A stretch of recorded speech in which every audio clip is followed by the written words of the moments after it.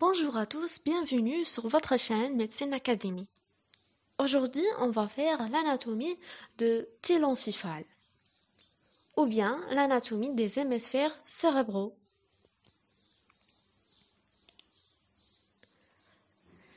Introduction sur le cerveau.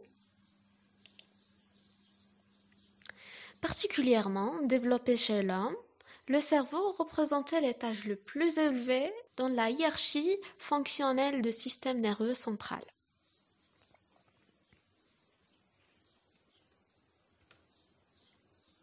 Sur le plan fonctionnel, il est divisé en 3 niveaux de développement évolutif du système nerveux central.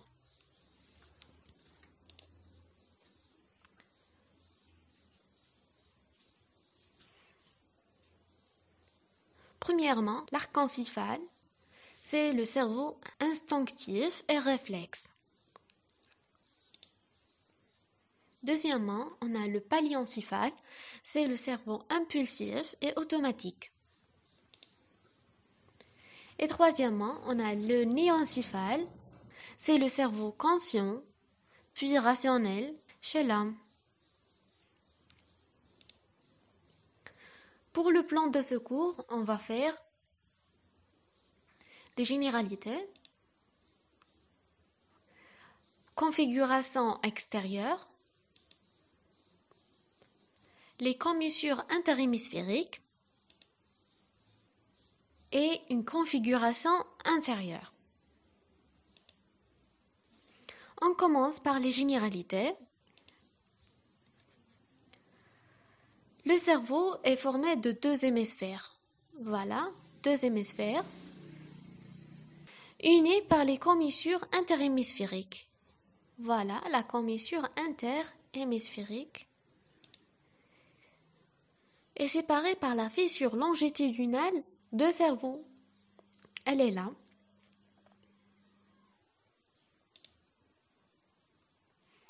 Chaque hémisphère présente 3 faces, 3 bords et 2 extrémités. La forme est ovoïde. Dimension. Le diamètre antéro-postérieur, ou bien la longueur, il est de 16 cm. Le diamètre transversal, ou bien la largeur, il est de 14 cm. Et le diamètre vertical, ou bien la hauteur, elle est presque 12 cm. Pour le poids, 1100 g chez l'homme et 1000 g chez la femme. La couleur, blanc grisâtre. Et la consistance, elle est molle et friable. La situation, le cerveau se situe dans la boîte crânienne. Sa face inférieure repose sur les fosses crâniennes antérieures et moyennes et sur la tente de cervelet.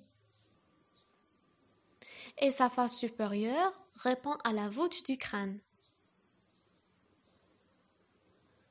Elle est enveloppée par les méninges où circule le liquide céphalorachidien. La configuration extérieure. Chaque hémisphère cérébral présente 3 faces. Une face externe, voilà, répond à la voûte du crâne. Une face inférieure, elle est ici, elle est concave, repose sur la base du crâne et la tente de cervelet. Et finalement, une face interne, plane, unie à l'hémisphère opposé par les commissures interhémisphériques. La surface des hémisphères représente des sillons profonds, s'appellent aussi les cessures ou bien les fissures. Ce sont des dépressions profondes qui délimitent les lobes. Voilà par exemple, c'est une fissure. Elle est profonde. Et on a aussi des sillons moins profonds qui délimitent les gyrus ou circonvolutions. Voilà, par exemple, c'est ça, ce sont les séants. Et entre les deux séants, on a le gyrus ou bien la circonvolution. Voilà. On distingue chez l'homme 3 séants principaux, ou bien 3 cessures, sur la face latérale de chaque hémisphère. Premièrement, le séant ou fessure centrale, elle est là, la fessure centrale, sulcus centralis ou cessure de Ronaldo. On a le séant latéral, elle est là, sulcus lateralis ou cessure de Sylvius.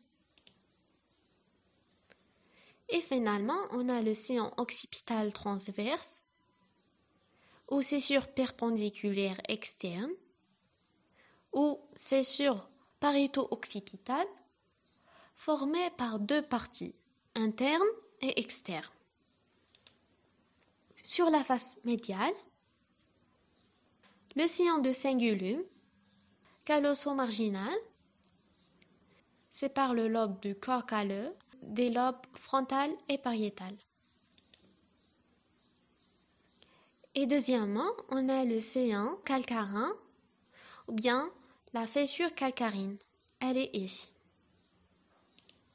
La configuration extérieure, particulièrement les lobes, on a 6 lobes. Chaque lobe est divisé par des séants en gyrus ou circonvolution. Premièrement, on a le lobe frontal en rouge, voilà, situé en avant de séant central. Voilà le séant central ici. Et en avant, c'est le lobe frontal. Formé de 4 circonvolutions, la frontale ascendante ou la précentrale, elle est ici. Voilà. Et la première frontale ou le frontal supérieur, elle est ici. Ensuite, la deuxième frontale ou frontale moyenne. Et la troisième frontale ou l'inférieure. Deuxièmement, on a le lobe pariétal en bleu. Il est situé entre les séants latéral, central et perpendiculaire. Il est formé de 3 gyrus. La pariétale ascendante ou la postcentrale, la pariétale supérieure ou la première pariétale et la pariétale inférieure, elle est ici, ou la deuxième pariétale. La deuxième pariétale est formée de 2 segments. Le lobule de pli courbe en avant et le pli courbe en arrière, ici. D'accord? Troisièmement, on a le lobe occipital, ici, situé à la partie postérieure de l'hémisphère cérébral. Il est limité en avant par les séants perpendiculaires internes et externes. Il est formé de 6 gyrus. La première occipitale, ou bien supérieure, ici. La deuxième occipitale, ici, ou moyenne. La troisième occipitale, elle est ici, ou l'inférieure.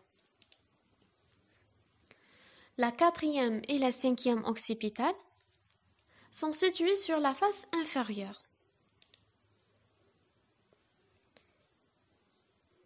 Et finalement, la sixième occipitale, appelée cuneus, occupe la face interne. Elle est là.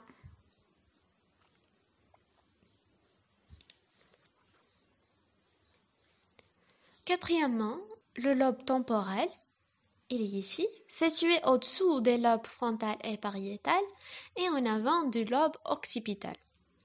Il est constitué de 5 gyrus. La première temporale, elle est ici, supérieure. La deuxième temporale, en vert ici, moyenne. Et la troisième temporale, elle est inférieure. La quatrième temporale est située sur la face inférieure. Et la cinquième temporale, c'est la plus interne, est appelée circonvolution de l'hippocampe. Elle est là, ici. Son extrémité antérieure se recourbe en un crochet. C'est l'uncus de l'hippocampe. Voilà l'incus. Le lobe de l'insula, il est caché, situé au fond de la césure de Sylvius. Il est divisé en 2 lobules par un sillon profond. L'antérieur présente 3 circonvolutions et le postérieur en présente 2. Finalement, le lobe du corps calleux, il est ici, ou le lobe singulaire. Il est formé par la circonvolution limbique. On va voir la fonction de chaque lobe. Le lobe frontal assure plusieurs fonctions, notamment pensée, planification, raisonnement et émotion. Pour le pariétal, la perception des stimulés et le langage. L'occipital assure la vision. Temporel, audition, olfaction et mémoire. Le lobe de l'insula, la perception consciente des sensations viscérales. Et le lobe du corps calleux, c'est de l'olfaction. Les commissures interhémisphériques. Ces commissures assurent la connexion entre les 2 hémisphères cérébraux. On a premièrement les corps calleux. Voilà, le corps calleux, il est clair ici. C'est une lame épaisse de substance blanche, transversale entre les 2 hémisphères, présente en avant le genou, qui se termine par le bec, rostrum, et en arrière, le bourrelet de corps calleux, splénium.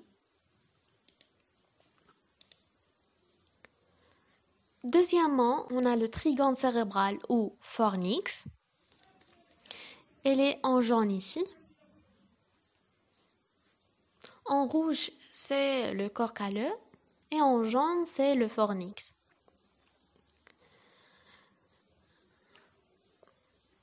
C'est une lame blanche, triangulaire, située dans la concavité du corps calleux. En avant, il se bifide en 2 piliers antérieurs qui rejoignent les tubercules mammillaires. Voilà les 2 tubercules mammillaires. Et en arrière, on a les 2 piliers postérieurs. Cette partie en bleu représente l'hippocampe.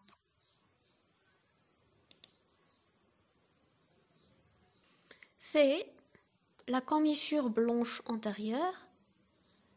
Elle est en marron ici. Et finalement, on a aussi la commissure blanche postérieure. La configuration intérieure.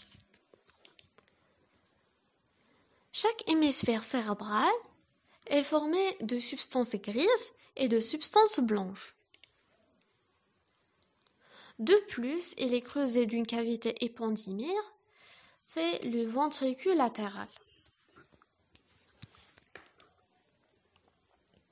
La configuration intérieure est étudiée sur les coupes frontales et horizontales de cerveau. Voilà la coupe frontale de chaque côte. Voilà. Et la coupe horizontale de Flechsig. Elle est comme ça.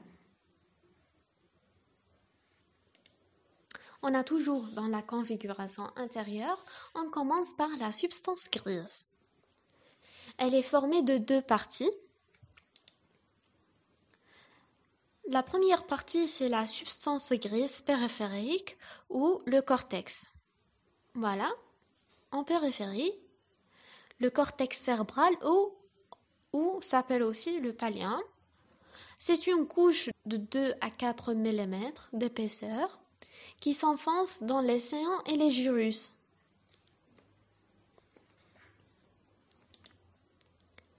La deuxième partie, représentée par les noyaux gris centraux ou les noyaux striés. Les noyaux gris centraux ou les noyaux striés sont le noyau codé, ils sont là, voilà, 1 et 2, formé un anneau incomplet, ouvert en avant, sa partie supérieure est enflée en avant, c'est la tête du noyau codé, et sa partie postérieure se termine par la queue.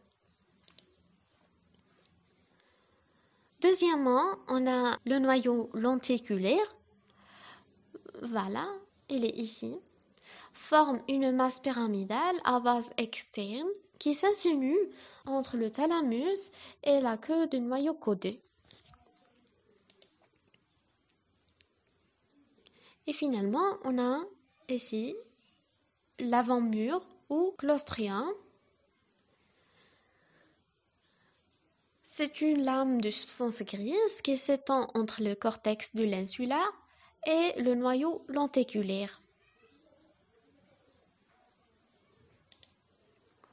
Le rôle des noyaux gris centraux, principalement, c'est la motricité, la posture et l'équilibre.